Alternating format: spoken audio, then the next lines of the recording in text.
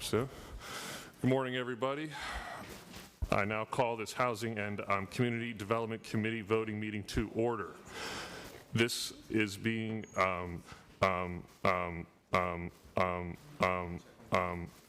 live streamed. If you could please silence your phones. Dina, can you please take attendance? Chair Markosik. Here. Rep. Abney. Here. Rep. Boyd. Designation. Rep. Brown. Designation. Rep. Cephas. Designation. Rep. Green. Designation. Rep. Krajewski. Here. Rep. Madsen. Here. Rep. Mays. Designation. Rep. Powell. Here. Rep. Probst. Here. Rep. Siegel. Designation. Rep. Smith Waddell. Designation. Rep. Waxman. Here. Chair Irvin. Here. Rep. Bashline. Designation. Rep. Jones. Designation. Rep. Kephart. Here. Rep. McKenzie. Here. Rep. Major. Designation. Rep. Rosel. Present. Rep. Rossi. Here. Rep. Schaefer. Here. Rep. Tomlinson. Designation, and she's online. Rep. Walsh. Here. Rep. Weeknecht. Here. You have a quorum. Thank you, Dina. I now call up House Bill 1250. Jim, can you please give a brief description of the bill? House Bill 1250 provides protection to residents in manufactured home communities because these homeowners do not own the land under their homes. While increases in lot rents would be tied to the Consumer Price Index, community owners can request an increase over 4% of the CPI by submitting a financial summary for justification to residents that ultimately could lead to a determination by the Pennsylvania Attorney General or Court of Common Pleas. The bill also extends various notification deadlines and ensures that residents can hold group meetings without interference by community owners. Thank you, Jim. We are joined by the prime sponsor, Rep. Hambidge, if you would like to make some comments on your bill. Excellent. Thank you so much. I'd like to thank the chairman and the committee members for bringing this bill to a vote. I also want to particularly thank Chairman Mao, who has provided great insight and partnership in the crafting of this legislation. Manufactured home communities are essential to Pennsylvania's housing landscape and provide affordable home ownership options for more than 55,000 Pennsylvanians. While manufactured homes make the dream of home ownership attainable for many Pennsylvanians, the way this specific form of home ownership is structured puts buyers at risk of financial exploitation. This is due to the resident owning their home, but not the land on which it sits. Oftentimes, investors acquire the property that these homes occupy and increase the rent year after year, pricing people out of what were supposed to be affordable homes. Just a few examples of drastic rent increases in Pennsylvania because of the increased presence of private equity in Pennsylvania's manufactured home communities include in Douglas Township, Douglasville, 13 to 15% monthly lot rent increases each year for the past few years. In Stonehill Village in Anvil, 9.7% lot rent increases in 22, 10.1 in 23, and 13.7 in 24. Oak Springs Manufactured Home Park in Cranberry Township had a 42% lot increase in 2024. Such increases are directly impacting our constituents across the Commonwealth. I've heard from many seniors, veterans, first-time homeowners, and people with disabilities who've been subject to rent increases that have forced them to make choices between paying rent, affording food, and affording medications that are essential. Investment companies are making profits at the expense of some of Pennsylvania's most vulnerable populations. House Bill 1250 is narrowly tailored to correct this by stabilizing these rent increases and strengthening protections for residents in manufactured home communities while still protecting the rights of community owners, which is an appropriate exercise of the legislature's police powers to protect consumers. These protections would largely benefit Pennsylvanians who rely on manufactured homes as affordable and stable living options in an increasingly unaffordable housing market. House Bill 1250 would create a fairer system that balances the rights of property owners with the needs of housing security. This bill isn't just about policy. It's about dignity, stability, and providing people in these communities with protections. Everyone deserves safe, affordable housing and a place to call home. I kindly ask for your yes vote. Thank you. We've also joined by Chairman Mao, if you'd like to speak. Thank you so much, Chairman Markozy, Chairman Irvin, for allowing me to testify here today. I'm here to testify on behalf of this bill as a mobile home community owner, okay? I'm supposed to be on the other side of this bill. I tell you that straight up. I'm one of those big bad mobile home community owners that's supposed to want to get every dime out of every tenant I can. I am not. But being a mobile home community owner, I've witnessed what's going on around me, and we've had a lot of private equity firms, private investment groups buying up mobile home communities, coming in and within a short period of time increasing the rents on their tenants, sometimes almost double, to the point where, as Representative Hambidge stated, almost pricing them out, or sometimes even pricing them out of their homes. These people are trapped. It's not like they can pick up their home and take it somewhere else. First of all, there's no vacant lots if they even had the money to move their home. And people don't live in mobile home communities because they're wealthy. You have basically two classes of people that live in the mobile home communities. Those that are living a modest, lower type of income life, that's what they can afford, and senior citizens that are living on fixed incomes. I see it repulsive as to what some of these private equity firms are doing. They don't have to face these people. They're sitting in their offices in some city somewhere in a tower trying to make every dime they can. And I guess that's their job. But I looked at it as, well, it's our job to protect these people.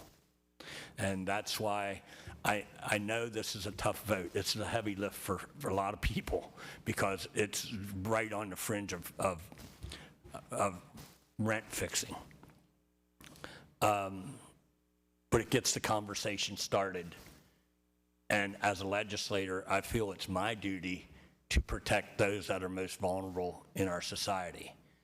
I think the people, most of the people, not 100%, but most of the people that live in these communities, as you would see or listen to the people sitting directly behind me who live in mobile home communities, that's had it happen to them. I think it's our responsibility to come up with a method, and this would be a starting point, to come up with a method to add some protections so that these people don't get priced out of their homes. And when they do, and they abandon the home, then this park, or whoever is the owner of the park, can petition the court to take over that abandoned home. They can either resell it to get their funds, or they can buy it themselves and rent it. It's just I just felt it was our responsibility to try to take care of these people. This segment of our population as legislators, that's our duty. Like I said, I'm supposed to be on the other side of this issue, but I see it firsthand, and I have to look these people in the face, unlike the people that run these private equity firms. Thank you. Thank you very much, Chairman Mao. Before we dive into any questions, we've been joined by Representative Boyd and Representative Siegel. Are there any other questions or comments? Chairman Urban? Thank you, Chairman. Thank you, Representative Hambidge, for bringing this bill forward. Thank you, Chairman Mao, for your input on this. This is, as you mentioned, a very tough issue. Myself, I actually have manufactured home parks in my own district that is having the very same thing happening to it. So, I want to be clear, the idea of a bad actor purchasing a manufactured home community and jacking up the rents for seniors, your most vulnerable, your veterans, and others living on very fixed incomes, simply to bolster their own profits is absolutely wrong. But with that in mind, I am very sympathetic to the issue at hand and appreciate the work that has been done on this bill. However, I am not able to support this legislation at this time. With House Bill 1250, I believe we have a similar destination in sight, but different ideas on which route we should take to get there. This bill, among other things, creates limits for how much manufactured home community owners can increase your rents and your fees. I feel the proposed solution will create more problems. Free market being effective isn't always perfect. And while these bad actors, whether they are large firms or individuals, should certainly be deterred from continuing their shady business practices. This bill also impacts current community owners who treat their residents fairly. Additionally, such limitations could very well deter investments from both entities and individuals with good intentions, not simply those driven by greed. I do not have a perfect solution that will fix all for the housing crisis overnight, but one thing I do know is that we do need to increase the supply, especially the supply of our affordable housing. This bill, while intended to do just that, I don't believe will. It discourages investment in these communities and makes it harder for current community owners to operate and stay afloat. While I will not be supporting this bill, it certainly has been effective in bringing folks together to have some important and difficult decisions on this issue. And I look forward to continuing to work forward to find a solution to solve this issue. Thank you, Mr. Chairman. Thank you, Mr. Chairman. Are there any other questions or comments? Representative Rozzi. Good morning. Thank you for bringing up this bill, but I do have some concerns. I have aging trailer parks that are in my district, and the problem I'm seeing are the sewage systems, the water systems are very old, they're failing. The DEP's coming in and tagging them. I just met with DEP 2 weeks ago, and I discussed that if they tagged the septic system on one of my large trailer parks, that all those people would be displaced. The landlord was going to have to raise rents to cover what was very, very costly to get the sewage smell out of the area, to get this fixed quickly. Many of the mobile homes were not able to be moved, and the owner of the park basically said he would just shut down. So that would displace many people at one time, and so I'm going to be a no on this for that reason, because I see that happening all over rural America. Thank you. Are there any other questions or comments? Representative Probst. I want to thank the makers of the bill, and I am in 100% support of this bill. The fine people sitting behind you, I think you tackled me down 2 years ago in the Capitol, tell me what was going on. And I did some investigations of my own in my own district. And there are good actors like the chairman who do the right thing, who sometimes you have to increase a little bit. And what I love about this bill is they allow a 2 to 4% increase, but also they allow for example, for the DEP, for the sewer treatment, you can get that fixed. You can then raise the rents to make sure that this is taken care of. So it doesn't shut anybody out or down. It just keeps seniors, veterans, and people with disabilities in their homes. And being on the housing committee, we have a housing shortage, and I can tell you in my district in the Poconos, you can't get a studio for $1,700 a month, and people, it's a tourism town. People can't afford to live. So when I travel around the mobile park communities in my district, I know who lives there. My Aunt Barb and my grandmother was a person that lived there. And I just can't imagine throwing away the lives of the most vulnerable to the hands of private equity firms. Haven't they done enough? Haven't they bought up every single house in some of our areas for Airbnbs that people can't even get a home now? It's got to stop. We are in a housing shortage. We can't displace the thousands and thousands and thousands of people because their Social Security is $1,200 a month, or like my mother's was $870 a month, and that's their lot rent. How are they going to pay for anything else to live? If we don't, we're practicing good government, bipartisan government. We're doing what people elected us to do, to help them and work for them. I don't work for Wall Street. I work for the people in the Commonwealth. So therefore, I am absolutely a yes on this bill, and I wish it could go even further. Thank you. Thank you, Representative Probst. Are there any other questions or comments? Representative Jamie Walsh. Thank you very much, Chairman. A couple of questions. You had cited some significant increases in rent from, you had some examples that you had mentioned. Is there any context to that? Like, did they have to replace a sewage treatment plant at these parks? Did they have to do any major renovations, roads, replace any bridges leading into the trailer parks or anything like that? Or was this just an increase? I don't have that information with me, thank you. I'm sorry? I don't have that information. Oh, okay, thank you. Thank you. Are there any other comments or questions from members? If not, I will just, I'm sorry. Rep. Schaefer, sorry. Sorry. Yes. Yeah, I appreciate the discussion on this. One part of the bill I do like is the rental association and group meetings provision that's in the bill. I struggle greatly, though, with, and I truly understand the pain that people feel when they have these large expenses that suddenly occur for whatever reason. I do not have any, if many, of these communities in my district.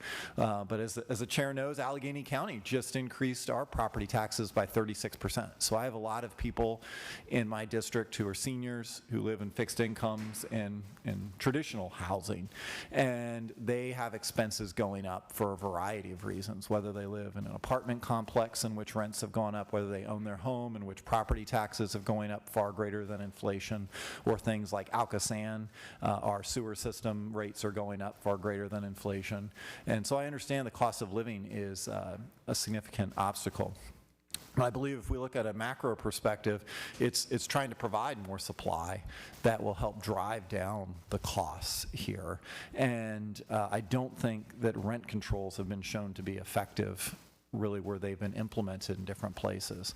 I think a better approach in this particular instance from the research I've done is these cooperatively owned communities in which the residents themselves are able to cooperatively own the communities like a condominium association would, and they can vote on those improvements. So I would personally like to see a bill that maybe encourages these communities and provides an avenue for them, for the residents themselves to take ownership if that's something that they desire to do. Thank you, Rep. Schaefer. Any other comments or questions from members? Rep. Siegel. Thank you, Chairman.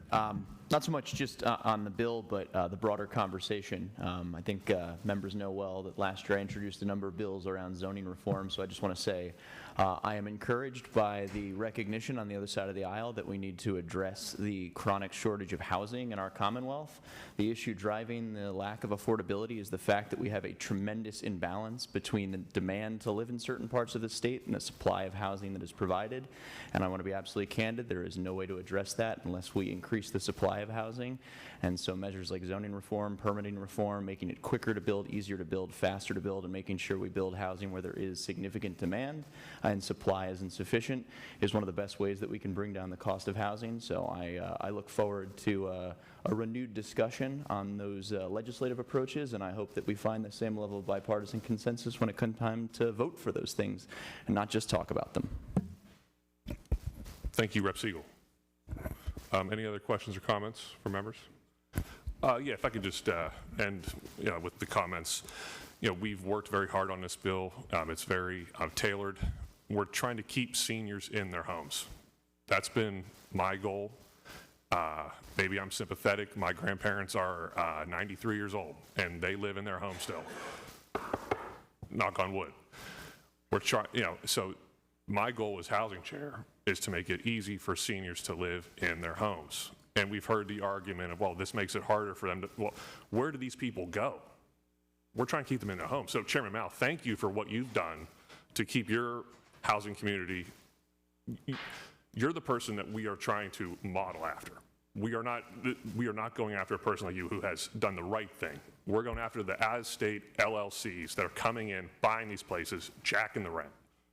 We have stories. I had a man crying to me on the phone.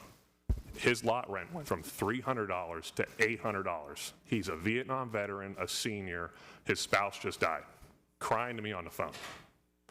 This is a way for us to get the ball moving in the right direction. So with that, I would like to thank Rep. Hambidge, Rep. Mao, and I would like to urge our committee to please vote for this bill.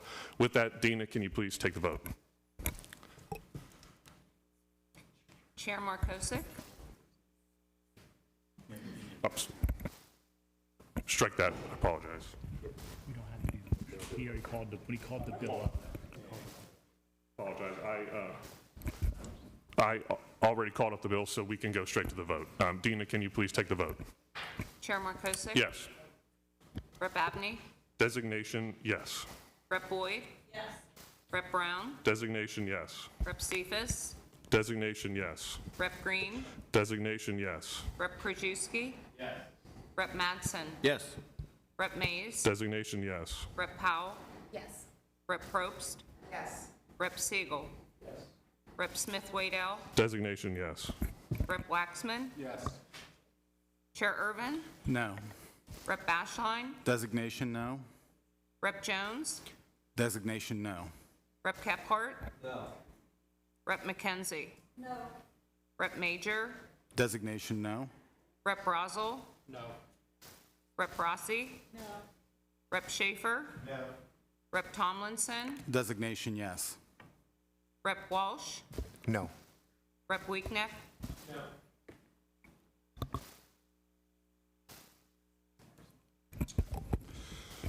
Thank you, Dina. The bill will be reported as committed 15 to 11. Seeing no other further business, this meeting is adjourned.